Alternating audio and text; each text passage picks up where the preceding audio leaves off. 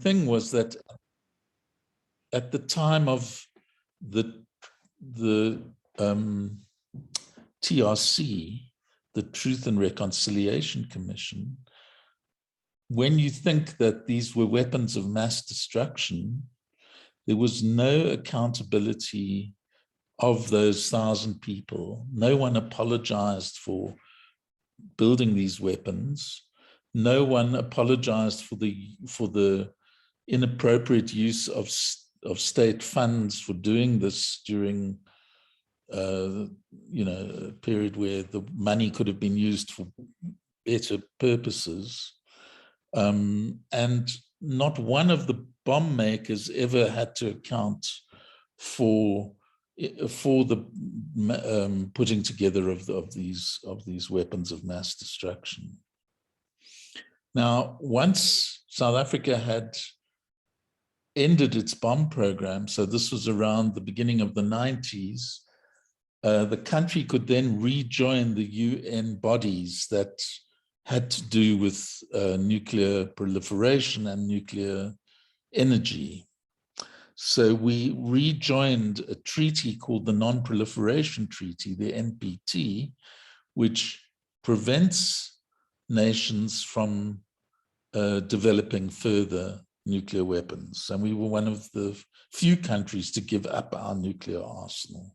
We also could go back to membership of the International Atomic Energy Authority, which is a body set up in conjunction with the UN, based in Vienna, in Austria, to regulate in some way the nuclear industry. And it's more interested in the peaceful development of nuclear energy than it is in promoting nuclear weapons. It doesn't promote weapons, but it does promote having nuclear energy in the mix.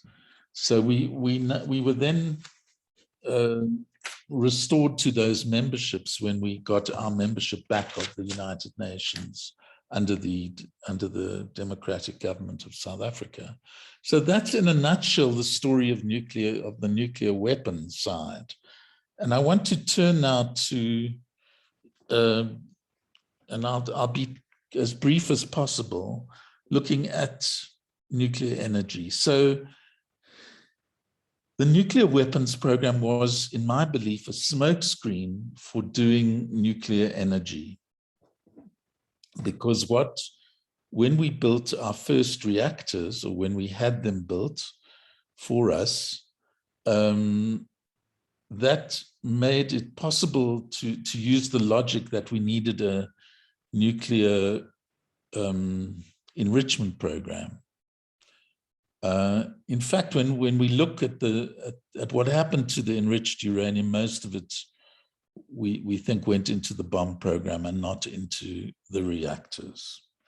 But as you all know, by the 1980s, 2 nuclear power plants were built on the Koeberg site outside of Cape Town. There was no public consultation, very little public support for it. But the nature of the apartheid state was at that stage, there was very little public participation allowed for. And, public health was not really a consideration in most of our public and private energy systems. We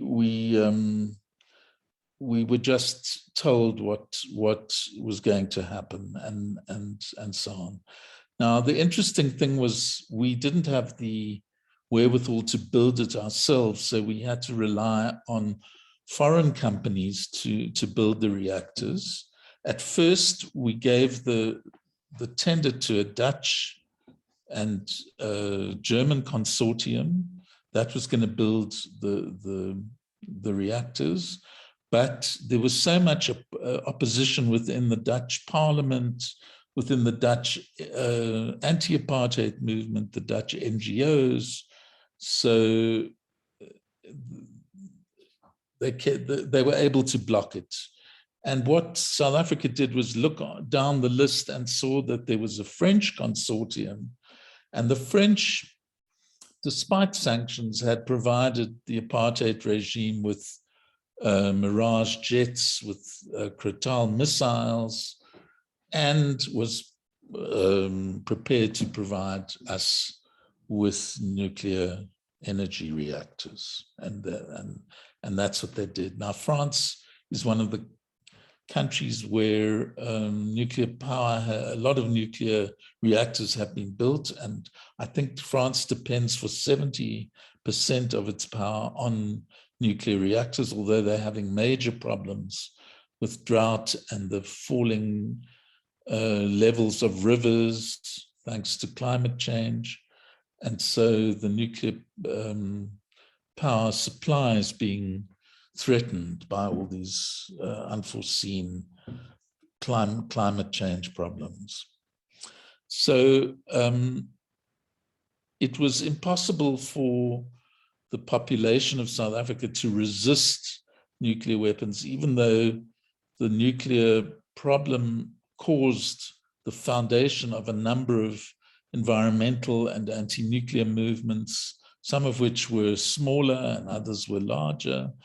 But there wasn't a huge public outcry. People knew very little about the technology, and so it went ahead, even though the ANC was able to place a bomb in the construction period, and that set back construction for about 18 months. But nevertheless, by the middle 80s, the 2 reactors had been constructed and the power was switched on. Now, it's power that's never exceeded 5 or 6% of the country's needs, and it was built in the Western Cape on the grounds that the Western Cape was the furthest area away from the coal fields, and if we had to have coal-fired power stations in the Western Cape, that would have tied up our transport system in providing coal to the whole country. This was one of the excuses given for its construction outside of Cape Town. Other sites were earmarked gradually by Eskom that bought land around Cape Agulhas for Tastepunt and Bantam's Klip, and up the west coast, a couple of farms were also purchased, or options purchased, for the expansion of the nuclear industry. And we also opened a waste dump for the low and intermediate level waste coming out of Coburg, and that dump we know is in deepest Namaqualand, where people were not really consulted very much at all about, apart from the white municipalities, about where that should be placed. We still have a lot of mine dumps that are polluting the Witwatersrand. Airborne pollution is very common. Quite a lot of our water courses are polluted with radioactivity and radioactive substances that are either uranium itself or products that deteriorate. After the deterioration of uranium, there are other radioactive products which have gone into our waters. So we think that the Johannesburg area is probably one of the most radioactive urban areas certainly on the African continent, but perhaps in the world. And just before I finish, I just want to say that part of the history is also that when the bomb program was dismantled, so also were the enrichment projects, enrichment plants, the fuel fabrication plants, so that we no longer are in a situation to manufacture enriched uranium or nuclear fuel. All of that has to come from outside. which makes us very dependent on other countries, which means that we have to process our enriched uranium outside of South Africa, if anyone would take it. The fuel, the used fuel is high level waste, and we don't yet have a dedicated high level waste dump. They're thinking of just adding the waste to the file pit site at some stage, above ground maybe. And so we left with an industry which, and I hope that I'm going to end now, because I hope that in following sessions we'll be able to track what's going on with Koeberg at the moment. There's a plan to try and get it. It's meant to close down next year or the year after, and its 40-year run is coming to an end. But there are plans by Eskom to try and extend the life of the reactor, even though we know that the reactors are being mismanaged and that the containment walls are very brittle, and that it would be very expensive to regenerate Koeberg so that it can carry on into the future. So we are at a crossroads again, and one thing I haven't really gone into is the history of resistance, but you can ask questions about that. Maybe we can discuss that during the question time. So how is it affecting our democracy? How is it affecting our environment? And this footprint that I mentioned at the very beginning, is it something that we embrace under pressure to accept it as an energy technology out of desperation, or is it something that we need to really challenge? And I'll leave it there and open it up to your comments and questions. Thank you. Thanks, David. Bit of a round of applause here in the room for you. Thanks for that. Just any questions? I've got a couple, but I'm just in the room on my side if there are any questions currently.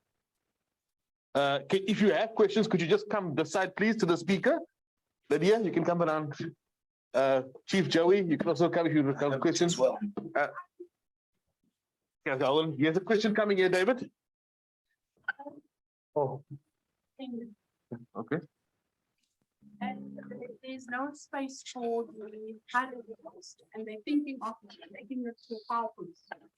Should that site be re-licensed for high-level waste? Because at the moment it's only low-level and intermediate level that's being.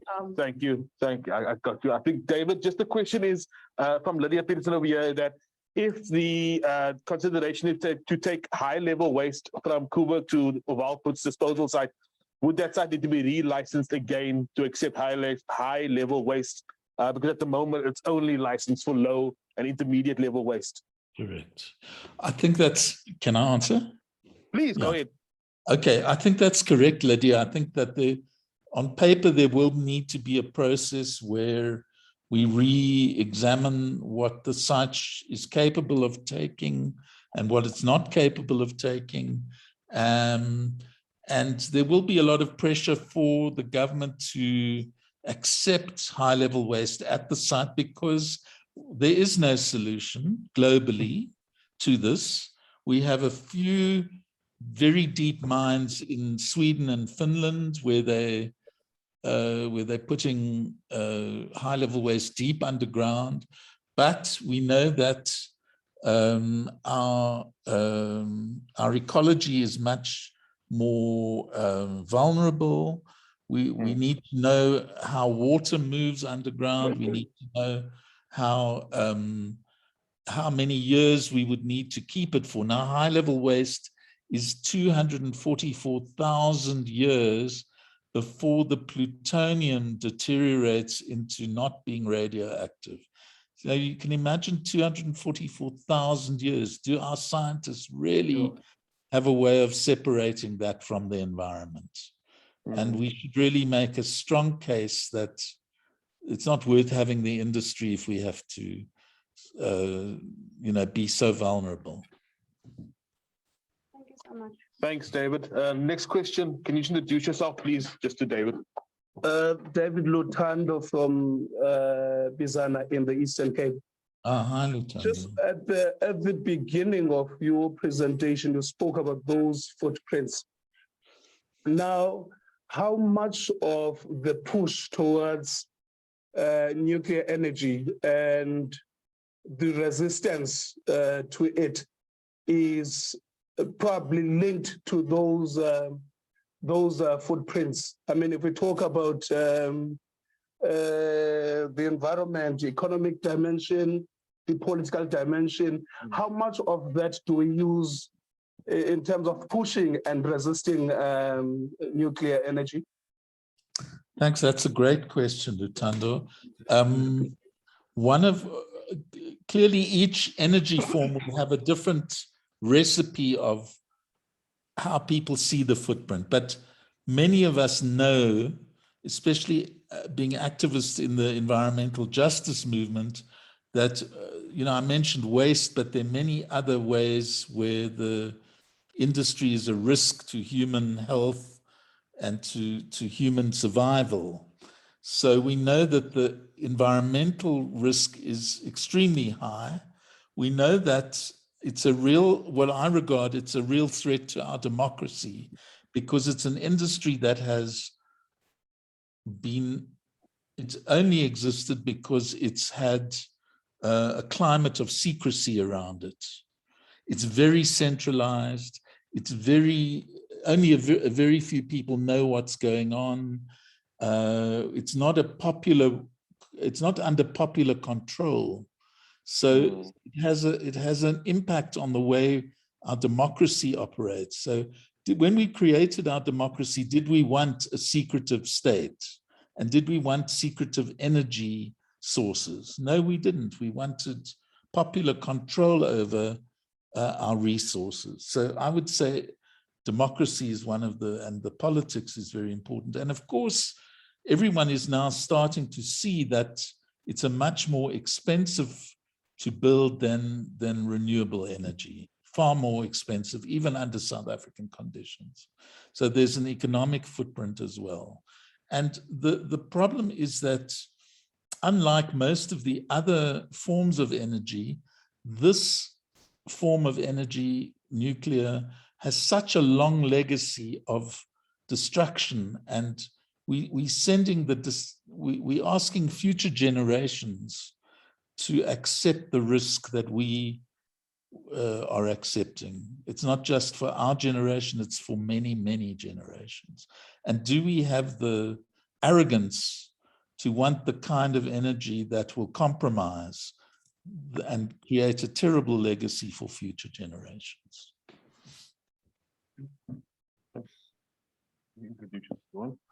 Good afternoon. Hi. Yeah. Good afternoon, David. I'm Chief Joey from the Karoo. I work with Support Center for Land Change and Karoo Environmental Justice Movement. Great. My concern is the high-level waste. What if a terrorist group like ISIS still that high-level waste and built a dirty bomb? This is my concern. It's a very big concern. Exactly. There's this whole security dimension to the industry. And we know that from looking at the history, that Pelindaba was attacked by a gang of criminals at one stage. And they were a bit disorganized, so that they didn't get to where the uranium was being stored. But we can't afford to have a lax security around the nuclear industry. So it's forcing us to take the risk of a group one day wanting to breach the security, maybe make things extremely difficult, hold the democracy to ransom for that. So you're right to point out Chief Jay, the security dimensions to it. Everything has to be, hyper securitized. And the thing is, we see for example, when the waste is moved around the country, it goes on our roads in big trucks from, say, Coburg to Valpits. Is it safe on the roads? Are our roads safe in general for other reasons? So you can imagine the possibility of a load of nuclear waste being hijacked or easily diverted or whatever. So these things can never be 100% secured. And because of that, it creates an incredible risk. So that's another reason for us to say, do we really want this technology and all that its footprint implies? Thanks, David. Yeah, I've got a couple more questions here. So I just want to say I've been to Valpits, the site, and literally could drive up to the gate, no problem, and walk through the gate, no problem, with no security there. So that's not exactly a well-secured facility anyway. I've got another question. Hold on, Neville. So with already risky nuclear waste or energy system going, so we're talking about a 40-year lifespan. So if they want to extend it, isn't it becoming more risky in terms of having infrastructure that is outdated, being even more time spent than it's already supposed to have? Is that not a greater risk itself as well, with all the other risks already exist? Thanks, David. Just to repeat that as well, in case you didn't hear. The question from Neville was the fact that Coburg already has seen its 40-year lifespan. The proposal is for another 40 years now, but does that not mean a hugely greater increase in something going wrong just because of not only, I suppose the facilities that have just become outdated, but also the technology that we're using from the 1970s going forward for another 40 years? Just so your opinion on that would be great, or your answer to that one would be great. Yeah. What I want to say is that in the next meeting, the next webinar we want to hold, we're going to deal with that in a little bit more detail. And we're going to try and get people who know a lot about what's going on with that refurbishing of Coburg to come and tell us what the experience has been. But from what my understanding is that Coburg's in a very bad way at the moment. There are terrible management problems. There are terrible problems with regard to staffing the place, so that there have been outages that were longer than necessary, and that it's not as reliable as it once was, and it doesn't meet the conditions that the IAEA, this international body, is setting for transition to refurbish it for the next, I think it's for the next 20 years that they're looking for a license.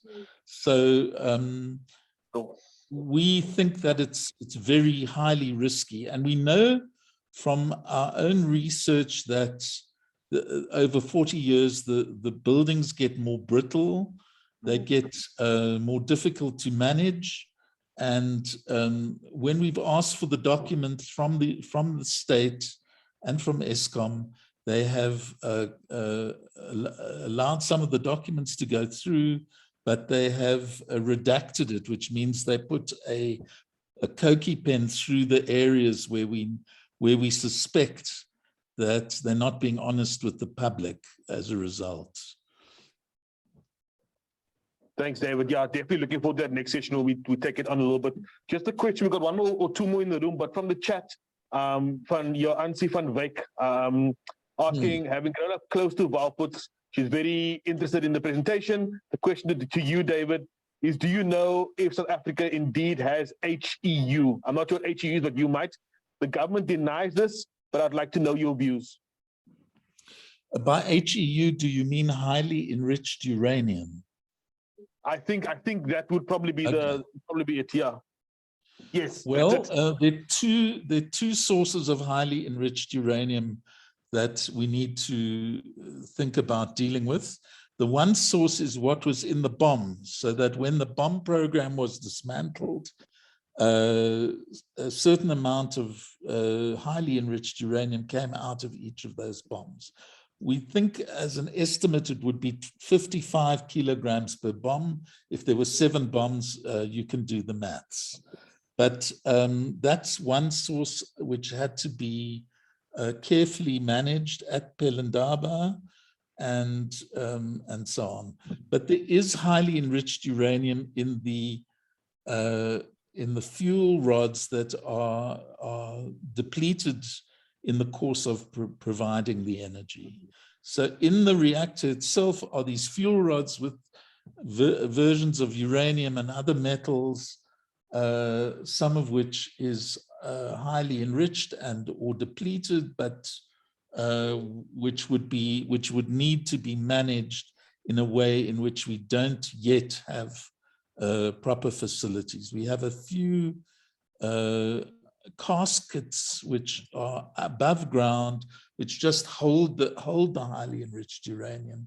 We do not have any reprocessing technology, which is in very few countries, and that would mean that we could extract the plutonium and the highly enriched uranium from the spent fuel, but we don't have that technology. So it's just going to lie there in these casks above ground until somebody decides that there needs to be a more systematic solution to it. Thanks, David. That's a scary thought in itself. Andre, do you want to come to the close and ask your? Stand where? Yes, it's fine. Into there. Good day, it's Andre Naidu. My concerns are with the indigenous peoples, but also future generations. Indigenous peoples, because of their closeness to nature and the environment, and the realization that we have to hold on to our precious resources, especially water and almost clean energy. But the question is more that whatever's being done in the nuclear space is being done already. There's already a buildup of massive amounts, I imagine, of waste, and it's here already. In other words, we can't talk about the future generation. We are that generation that is already dumped with the problem of having what the Val puts, where you've got this buildup then of masses of nuclear waste. So how do we deal with the question? And where I'm getting to is there still a space for us to invest in learning and studies of nuclear, so that we know how to fix the problem and get rid of the waste buildup at the moment? And therefore, I'm suggesting or positioning that could we, as activism groups and activist individuals, then advocate or ask or actually fund some learning, fund students that get into this industry or into the academic studies of energy, so that to make sense of whether there's how do we get rid of them, so that we sponsor and give bursaries and fund youths to study the subject, so that they could come up with solutions for the future. Thanks, Andre. Andre, thank you for that interesting question.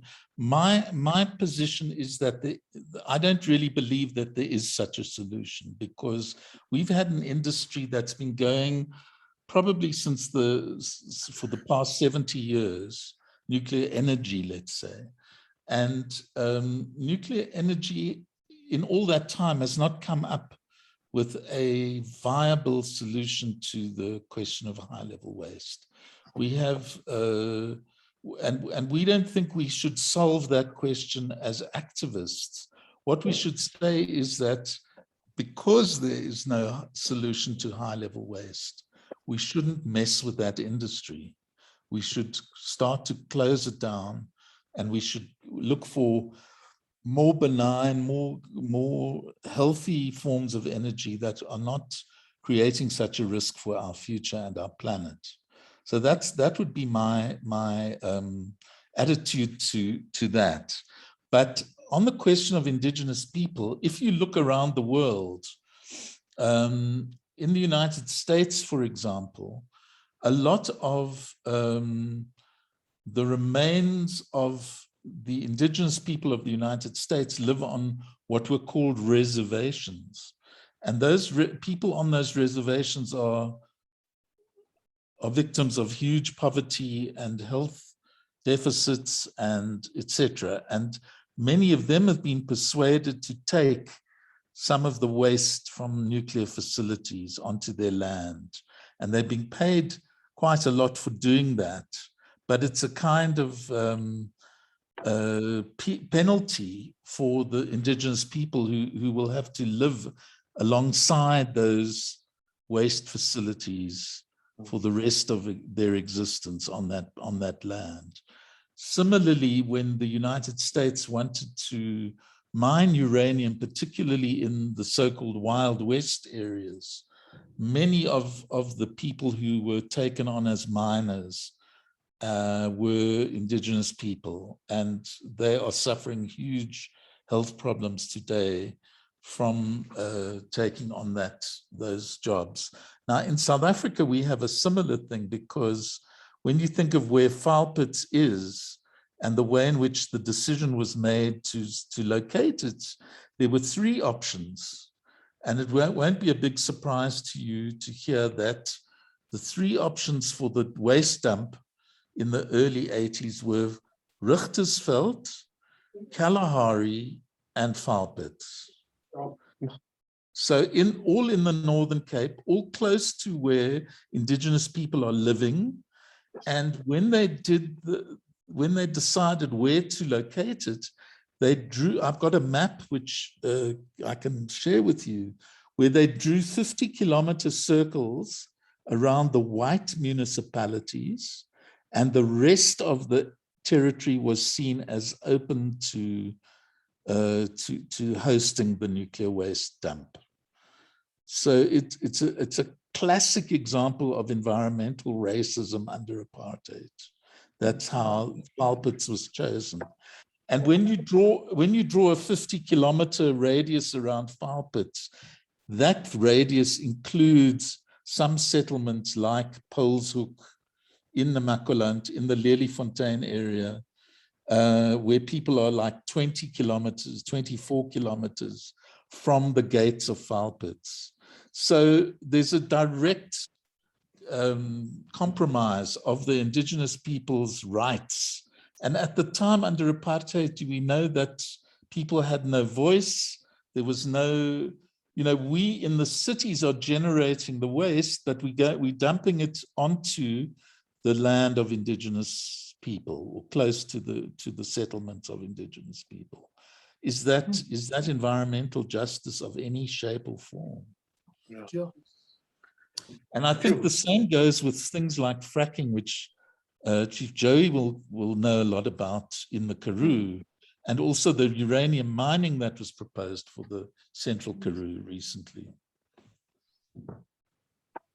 Thanks, David. So there's one more question. You can just tell me. Yeah, but is there a contingency plan, since we're talking about a 40-year lifespan ending now, of the rehabilitation plan that they have for Cuba to rehabilitate the land, including Vaalpits, after the lifespan or whatever.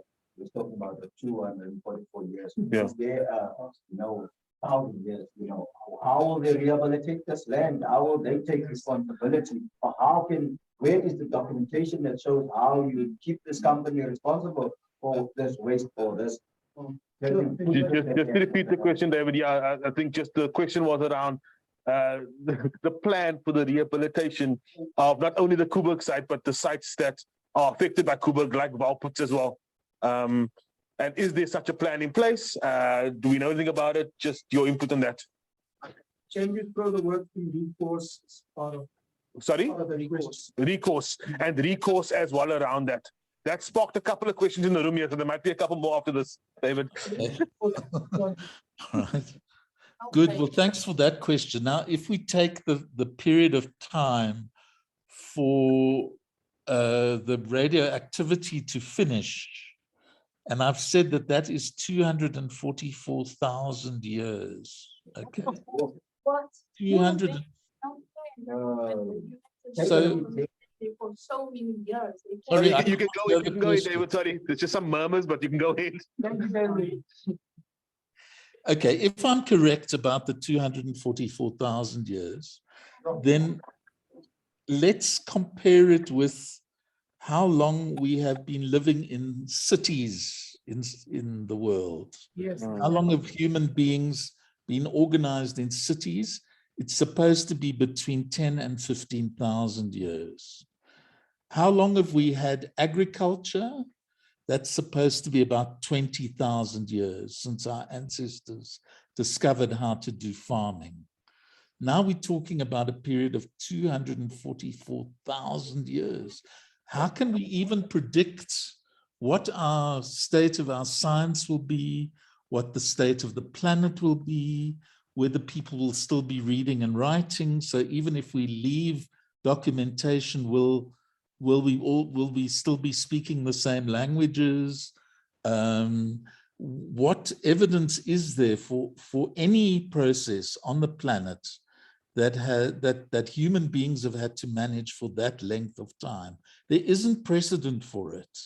So I despair. I don't think that we are likely to have an easy, affordable solution that protects us, that doesn't ruin us economically for that problem. And therefore, I say that it creates such a problem that the footprint is too risky for us to go forward with.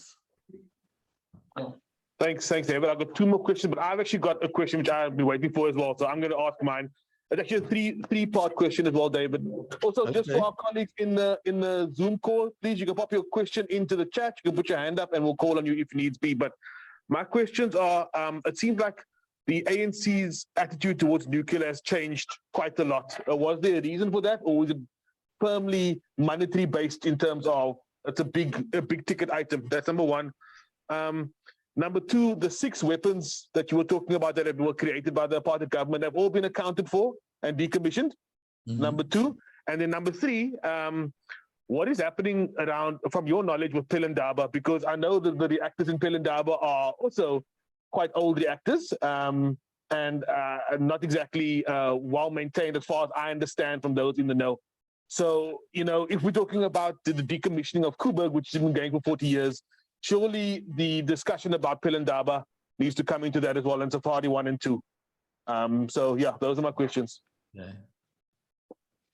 Okay.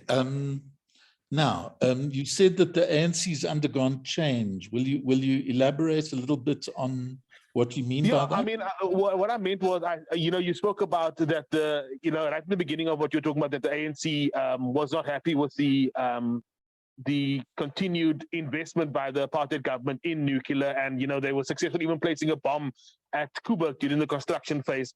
But looking at it now, it really seems that there is a positive spin from the government towards nuclear as a whole. And I'm just wondering, what was the change? Is it purely monetary, or what was? Okay, I think that there was never really a distancing of the during exile. There was a distancing of the ANC from the nuclear program. It was taken to the United Nations. A lot of time was spent on denouncing the South African nuclear program and the bombs and so on. But when the ANC took power, there was very little of that distancing after 1994. We were told in various energy forums and the energy process, the legal process to create an energy white paper, for example, that it would be under consideration. But in effect, the government has maintained its support for the nuclear industry. Even to I didn't have a lot of time to mention the Pebble Bed nuclear reactor, which was an experimental reactor which the Pelindaba tried to develop in the 2000s as a small reactor in order to give the scientists more work so that they wouldn't be redundant, and to it was a project which was never very successful, and in the end the ANC, for monetary reasons, had to close the Pebble Bed program down. It's not to say it couldn't be revived at any stage in the future, but for the moment, or since 2010, I think the Pebble Bed is on the shelves.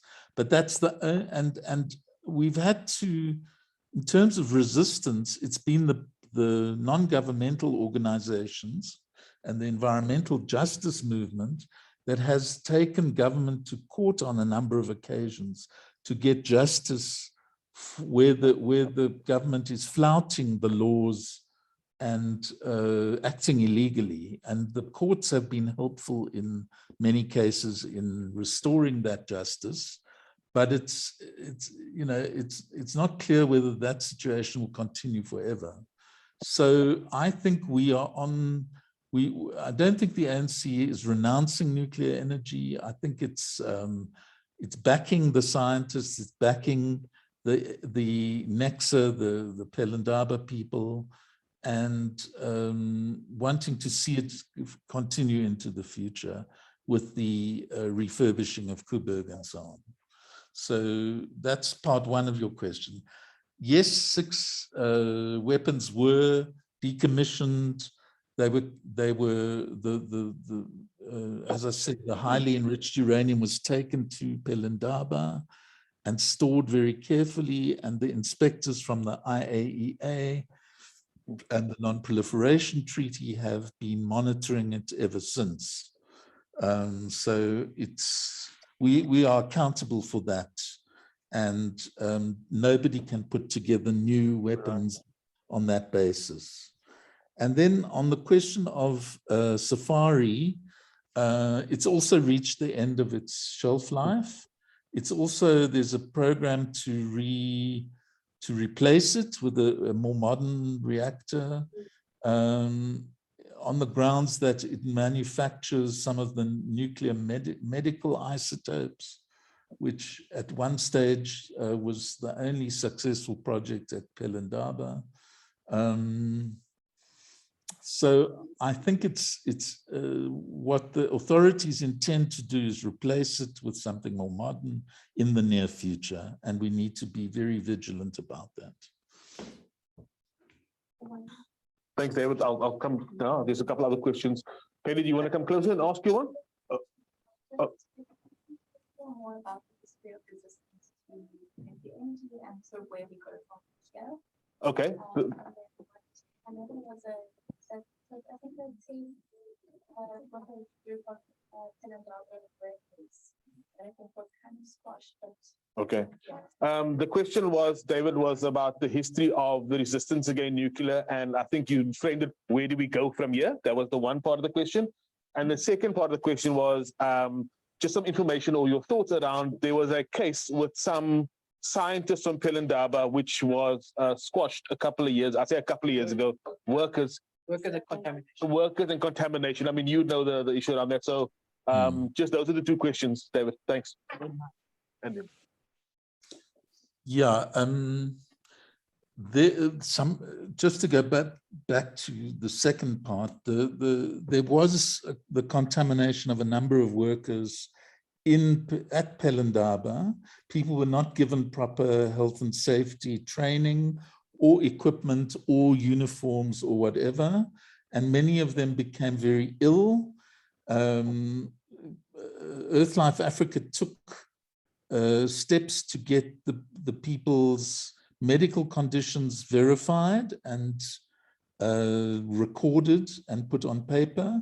Most of the people come from a township called Atteridgeville outside Pretoria, and there have been constant attempts by that community to get the matter resolved. And there's been very little cooperation with NEXA, with the Pelindaba authorities, with the health authorities, and with the labor movement. So these people have been kind of abandoned by most state bodies, whereas people in that situation should get more protection and should get compensation if their health has been compromised by their workplace. So there are a whole number of problems with trying to get them that compensation, and it hasn't really succeeded very well. So the first part of the question is, what about the movement? I'm hoping that we'll have more time for that question as we go along, because it's such an important question. I think that there are huge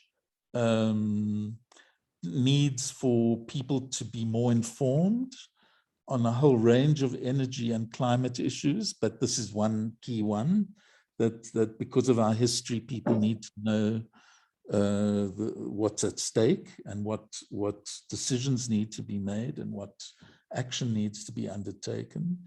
We need to do the same with things like fracking and the same with things like coal, of which we are still prisoners. But generally, I would say we need a very strong justice movement, whether it's confined to environmental justice or whether it overlaps with climate, democracy, all these other things that have been mentioned.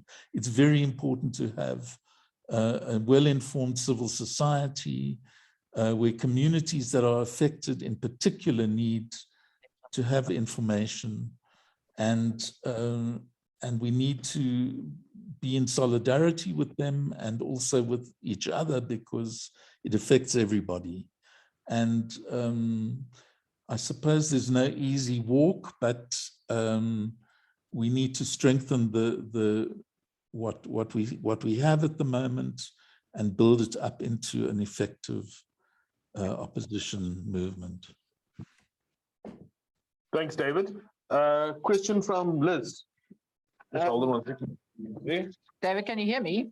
I can actually, yeah. Oh, good.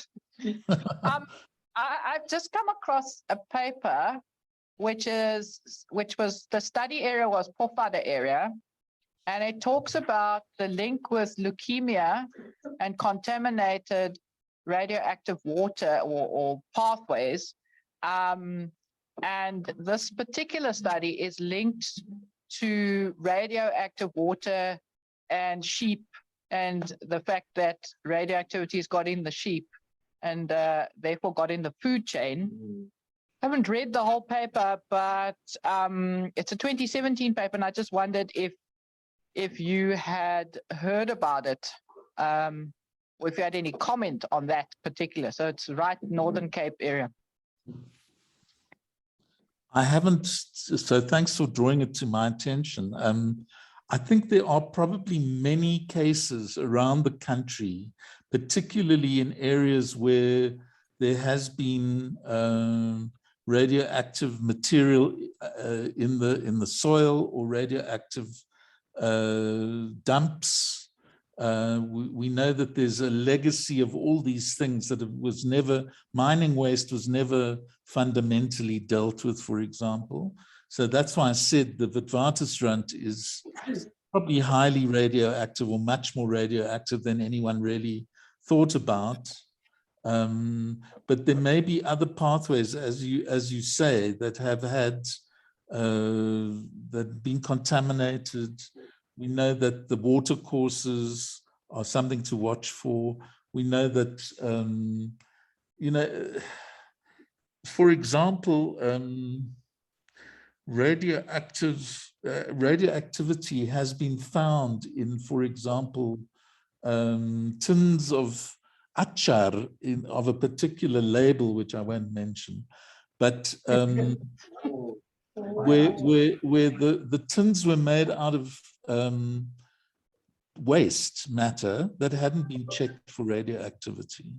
So there are many of these unrecorded pathways that we need to be extensively strict about. We need to draw it to the attention of the public health officials, of the universities who are dealing with public health, because often they can do more than the one or two officials. So we need a proper system, and maybe even a barefoot system where people use Geiger counters or quite easy equipment, if we can share it around the communities to make sure that their pathways are not contaminated. Thanks, David. Sorry, just to add, there is an NGO in France that that one could work with, where they do community work to make sure that people know what the readings of radioactivity in their communities are.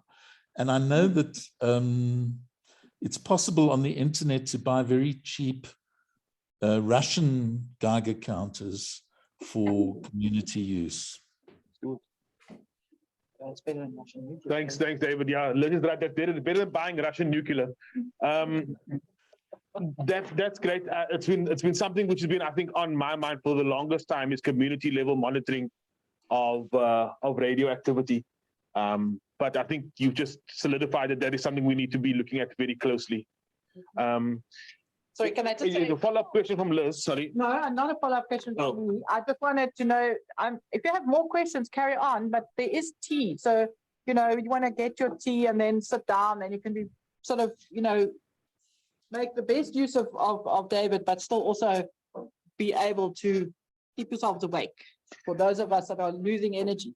Luckily, we have tea here. The virtual room doesn't have tea, unfortunately, David and colleagues. I don't know if David's got a cup of tea. I've got a bit of water I can drink.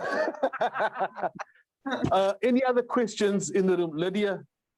I'd like to know if David knows about the request for information that went out for Palindaba. I don't know if that is to refurbish Safari 1 and 2, or is it a new reactor or new isotopes and things like that. There was a request for information that went out a couple of months ago. Just to repeat, David, I'm not sure if Lydia's asking about the request for information, the RFI for Palindaba. Was that for the refurbishment of Safari 1 and 2, or was it for a new build or new reactor, small reactor of some sort?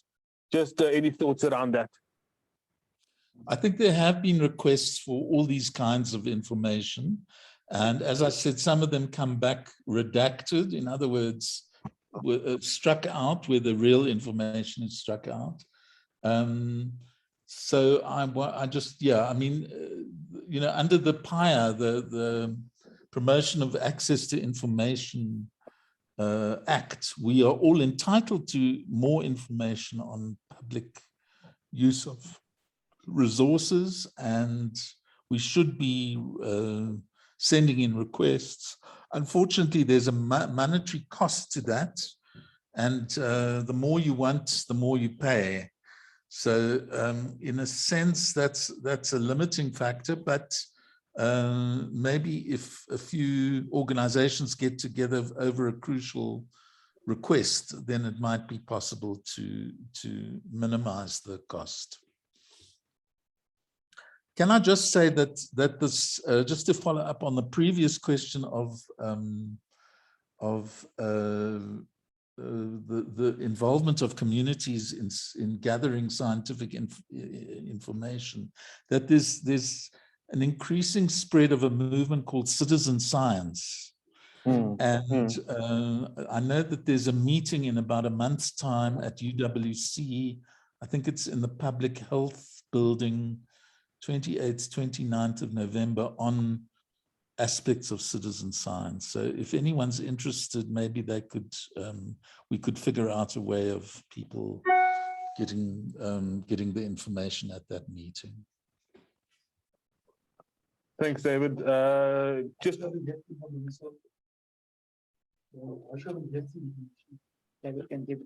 David, you'll be able to just give us any information you got around that citizen science thing happening at UWC? I'll pass it on. Yeah, I'll pass That'd be great. Thank you so much. Another question in the room, Neville. Did you have a follow-up or? No. It's gone. It's gone. Out of the window, it might come back. Okay, that's fine. Just checking online. Sipokazi, Sanele, Sele, any questions from you guys? One second. Nothing online for now. That's fine. Neville, sorry, your question, sir. So based on the fact that I'm not sure if there's a human right violation element for the fact that communities of power puts around that area, indigenous communities, they're not properly consulted with staff of it. And can that be something that we could challenge them on? Maybe from I'm not sure from legal angle, from always in the media or something like that. But that human right element can be challenged. Yeah. On that. Thanks, David. The questions to repeat is that considering they are from what you said, from what we know, there are definite human rights questionable practices, no consultation with some of those indigenous communities, especially around outputs that we know of at least. And is there a leg to stand on in terms of challenging not only the extension of Kuberg, because that means Valput was still being used, but obviously the Valput site as a whole.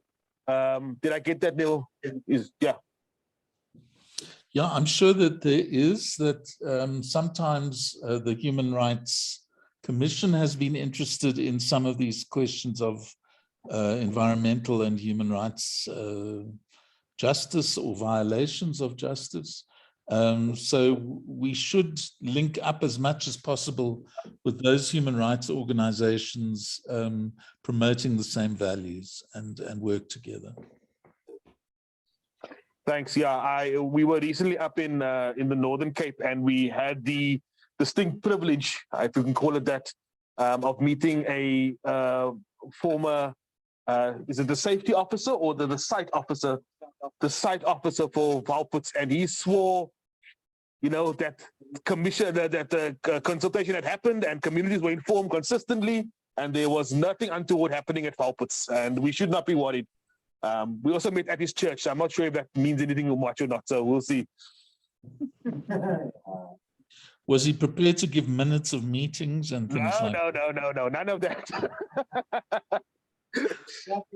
Nothing official, everything off the record, as they say. Any other questions in the room? I'm just hoping for any questions, David. Okay, hold on. We've got a couple in the chat here. Number one, your auntie says, on the Pofadder case, okay, just some more information about the Pofadder case, Liz, that you were referring to, which is really useful. Thank you so much. And then Sally says, not really a question, just an assumption from my side. We're all meeting up tomorrow morning. Yes, we are meeting up tomorrow morning, Sally, for the vigil outside of Parliament. No other questions in the room for now? I just want to know how far is the what's the other name? Philindaba? The other one, Tasman. How far Tasman currently? Any other information you can give us about Tasman, David? How the process and where we are with that would be useful. Look, Tasman is on the. Do you know where Cape St. Francis is? It's near to Gqeberha, Port Elizabeth. On that coastline, a bit further south in PE, and then Valputs is about between 600 and 700 kilometers from Cape Town, and Philindaba is literally outside Pretoria, the western side of Pretoria.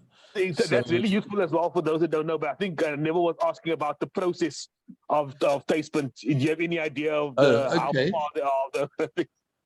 It seems like that the preference is to build at Kuberg if there is going to be another reactor or set of reactors. So for the moment, I think Tasman is off the list, but we should remain vigilant and not allow anything to happen at Tasman. Okay. Thank you. Yes, sorry, two more questions in the room. Chief Joey. A friend of mine supported somebody today who was part of the Placement Alliance. Yes. As baie gets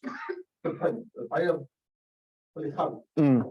So government het baie teenstaan van hulle af. Wat ek en support center for land change. Yes, click. Yes. Okay. So die gemeenskap is alles in rek en roer, hulle wil nie. Yeah. I mean, I think that's just a confirmation that we definitely know that the community with organizations such as Statesman Alliance, obviously, and SCLIC are really, this is not something which they want on their doorstep. This is not something which they want to see another reactor. And that's just Chief Joey just adding that comment. Thank you, Chief Joey. Betty? Yeah, thank you. I'm just thinking about the whole Quebec situation, because when it was built in what was then a completely unpopulated area. Yes, indeed. And now it's a very densely populated area, and it's populated by a very, very vulnerable and poor community. So I'm just interested in what the process is, because previously the process was around unpopulated areas, and clearly that has fallen by the wayside now.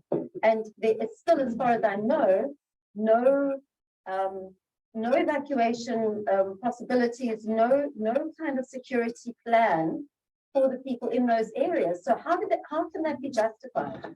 I don't know if you heard that question, David, but just was around that when Koeberg was built in the 1970s, obviously the population demographic, I guess the climate demographic as well in that area has changed significantly over the last 20 years, 30 years, 40 years. It's populated by a lot more people now, and as Betty mentioned, obviously quite a few vulnerable communities. How can that still be a conversation we're having when there is no evacuation plan for those communities if something does happen to an already aging plant which has been mismanaged for many years already? So how is that still part of the conversation? I think was Betty's comment. Yeah, but also about how can, if the previous process was about, okay, let's put it somewhere where there are no people, how can that suddenly not be an issue? Yeah, and if the previous process was about that it should be put somewhere where there's no people, but there are people there now, this is now an issue. And how can that still be a conversation point? Thanks, David.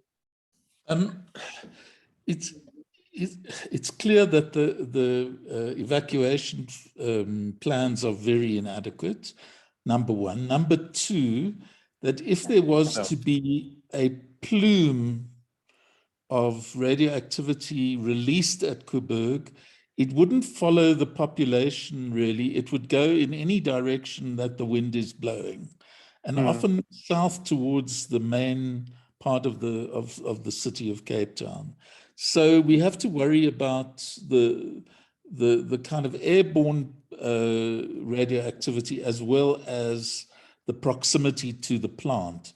Now, my understanding is that there's supposed to be a buffer zone of 16 kilometers around the plant, but clearly when you go past it, you know that people are living much closer and to the plant. And as you say, the population that's in the area is not necessarily the one that's going to benefit from the information that, so we need to help organize those communities, especially Atlantis and other areas that are going to need to know what's going on.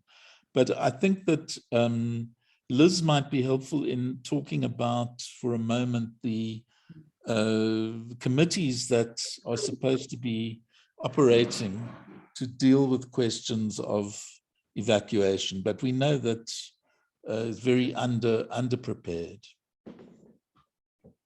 Thanks, David. Liz, do you want to add in here at all? Not really. I think, no, David, I won't add in. I'll talk more when you finished. I'll carry on with this with the group here on some unpacking some stuff as we prepare to go to Parliament. But I guess if we're talking about the National Nuclear Regulator, that is supposed to oversee the safety of nuclear plants. We're talking about the City of Cape Town. The City of Cape Town has responsibility because it's very neat and easy to say, oh, the nuclear power plant is here, the city of Cape Town is there. So the city of Cape Town now somehow, when the radioactivity hops over the boundary fence, which obviously it will, then it's your problem. So you are the ones now responsible for the emergency processes once it leaves the Coburg boundary fence, which is clearly a bit unfair. And so those processes are just totally flawed. I suppose the other point I could make is on Friday, some of us are going on a visit. There is a emergency process test, and they've invited civil society, some civil society people to go and have a look, check that it's all fine. The last time I went, which was when we were fighting the nuclear deal, but it was somewhere around 2015, 2016, it's supposed to be live, and they phoned the city to tell the city there's this accident and they must do something. And the city guy refused to believe them. Was like, no, you know, like you must send it to me in email, I don't know, whatever. But this is supposed to be the person who's supposed to know what's going on and hit the go button to evacuate or to do whatever. And the guy was very dismissive of the phone call in the emergency practice, never mind real life. And the previous one that I heard of, I didn't actually attend, the wind direction, they got it 180 degrees wrong. In other words, in the complete wrong direction, which means the emergency plan where they would have moved people out of the plume, they were going to move them directly into the radiation. So that didn't sort of make me feel a great confidence in the ability of the country to be able to respond to a nuclear emergency. But maybe, I don't know, David, that's my comment on that. Yeah, thanks. I just remembered that when Coburg was built, the municipality of Cape Town issued iodine tablets to the whole population. Really? Really? And the medical officer of health, don't forget that the city of Cape Town was never consulted about Coburg, but the medical officer of health was worried that the population would not be properly ready if there was some kind of leakage. And iodine tablets help with some aspects of radioactivity. And I remember being issued with those tablets, but only once. So clearly 40 years later, it wasn't followed up, it wasn't systematized, and nobody knows that you need these iodine tablets to survive the first wave of radioactivity. Very, very interesting, David. I worked in Atlantis, and I know there's iodine tablets locked in a cupboard in the fire station in Atlantis, but no one knows where the key is at the moment. So it's quite interesting. They're probably from 40 years ago, so who knows? Liz, do you want to comment on that? Then we're going to Betty and Chief Joey. That's what I was going to say is when I was involved in this public safety forum around Coburg, that's what we were told, is that the tablets were all in a cupboard. And like, how are they going to be distributed? Plus, they were actually expired.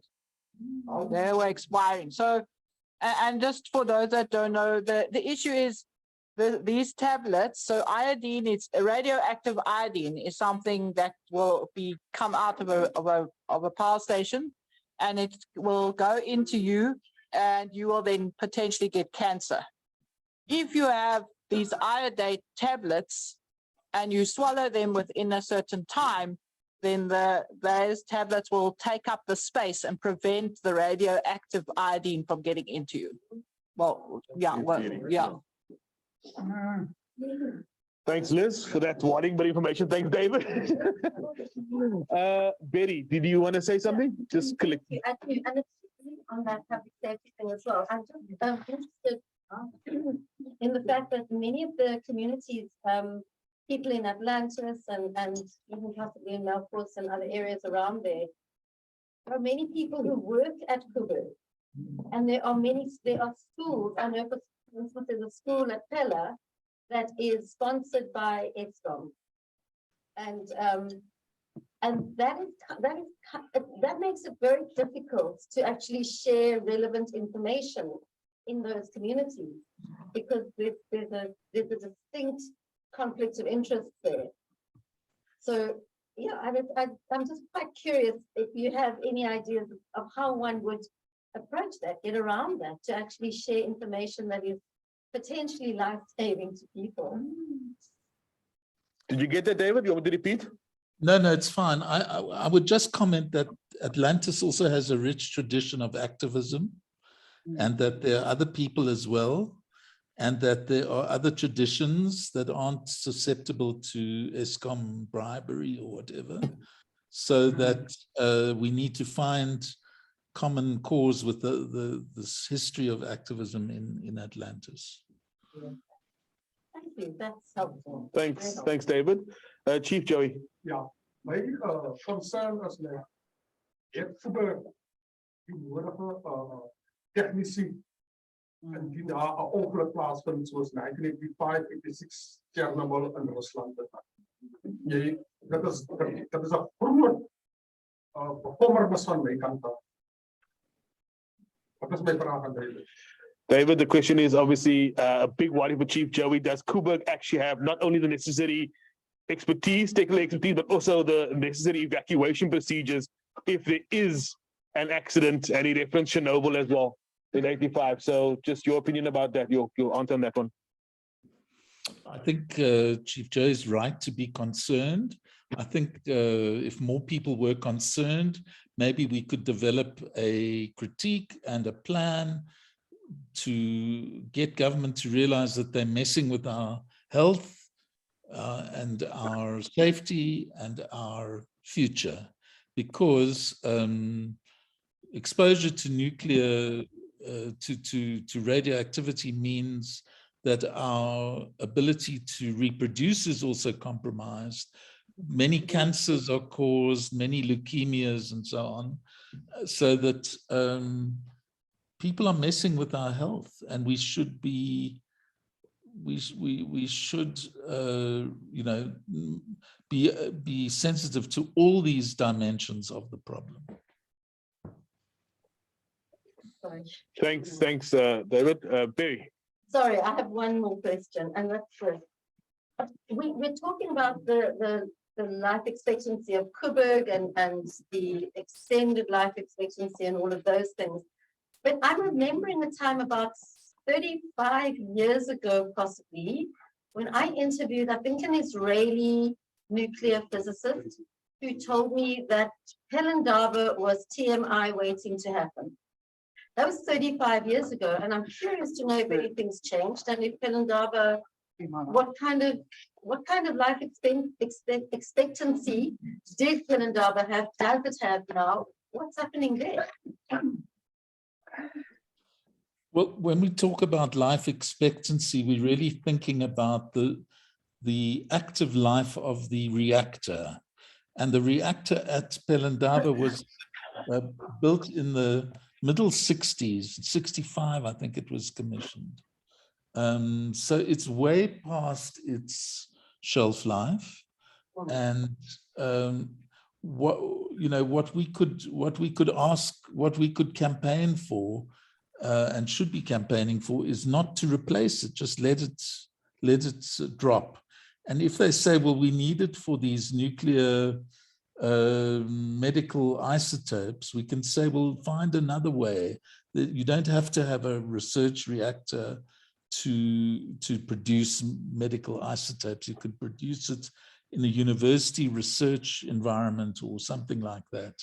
So the point is that I did this work on the amount of waste that is being stored at Pelindaba, and you'd be absolutely shocked to know the tons and tons of waste that doesn't reach foul pits is being stored temporarily at Pelindaba, and there's something like 40 different buildings at Pelindaba where waste is being stored now.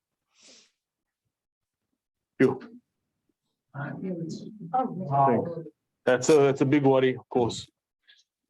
Okay, we're also running out a little bit out of time, so I'm just checking if there are any last comments or questions that anybody wants to ask. Also checking on the online group.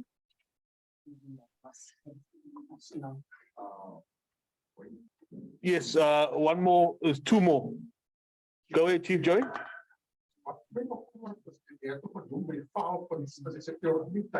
En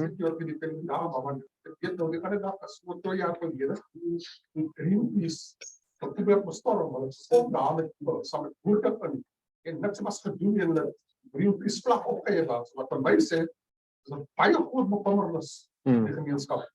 Dan is je kijk, ons die tijd daar, zo die streng veiligheid is niet aan toepassing op eigen woning. Alhoewel het nationale sleutelpunt is. Yes. Chief Joey was just saying now that obviously we had discussed the issue around security at Valputs, but you know, what is the security like not only at Pelindaba, but at Koeberg as well? He made the reference a couple of years ago, Greenpeace boat actually went up to Koeberg, I guess from the seaside, and put on a flag, like a Greenpeace flag at Koeberg. And, you know, these are national key points and they should be under serious protection, but they are not. So just your comments on that, David, as well. Well, as I've said, yeah, Valputs, Wayne, you said that the gate was open, for example, when you were there. We know of this attack on by a gang of maybe criminals, maybe they had some ulterior motive, who got into Pelindaba.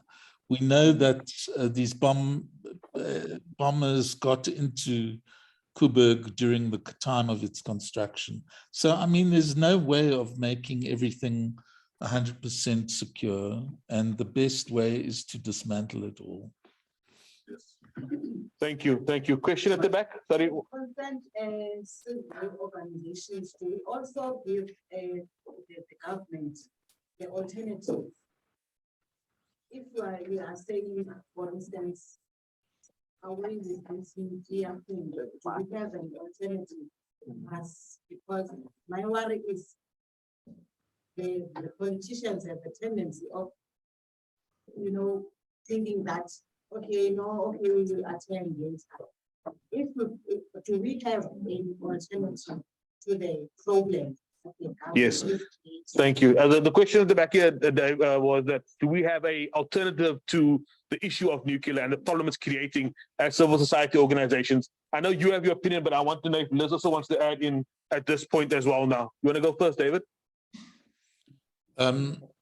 I think it's important for civil society to know what's going on and to take the appropriate steps. Now, this can be in the form of all sorts of mobilizations, of litigation, of research, of building strong resistance. So there are many tasks ahead of us, and we need to redouble our commitment, not just on nuclear, but on a whole range of inappropriate energy sources. Thanks, David. I'll come to you now. Liz, do you want to add in something there? But if you're standing there, only David can hear you. Okay. David, I drew a big pie and a tiny slice, which is the 5% that nuclear makes up of the electricity pie.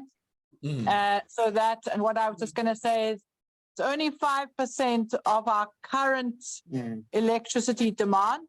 And if you listen to all the problems, then if we just need to find 5% electricity in another way, we can do that. And I can tell you lots more about that as part of unpacking power stations. But as a short answer, it's only a little bit of energy that Koeberg has ever been in our huge amount of electricity that we have. And so it is a fairly easy thing to replace it. Thanks, Liz. Thanks, David. Okay, that's covered. Any last comments or questions? Give David a last word. David, do you want to have a last word? And then when you're done, we'll close and then we'll look forward to the next session with you. But do you want to have a last word now? I'll be very brief. Thank you, everybody, for your patience and your interest and your interesting questions. It was great working with you, and I hope we can go forward together. Thank you. Great. Thank you so much, David. Appreciate that. Thank you. Thank you, everybody in the room. Thank you, everybody online. We're going to close in a word of prayer, if that's all right, as we started. Father, in the name of Jesus, we want to thank you for this great presentation. We want to thank you for the conversations that have taken place in this space. Lord, this conversation and this presentation reminded us of what happened in Acts chapter 8, verse 31, when Philip met the Ethiopian eunuch. He said to him, "Do you understand what you are reading?" And the eunuch said, "How can I understand unless someone explains to me?" Lord, we understand that what you require of us is to engage only when we have been made to understand what is taking place around us. So we thank you that we were empowered, equipped to respond with energy, with enthusiasm to the challenges around us. We understand, Lord, that what you require of us is not just prayer, but also taking part in efforts to ensure that we live a better world for our children and our great-grandchildren. Bless and sanctify us in the name of God, the Father, the Son, and the Holy Spirit. Amen. Amen. Thank you, brother. Thank you. Thank you again, everybody. Thank you, David. Appreciate it. We'll chat soon. And everybody online, thank you so much, guys. Have a lovely afternoon. Thank you. Okay.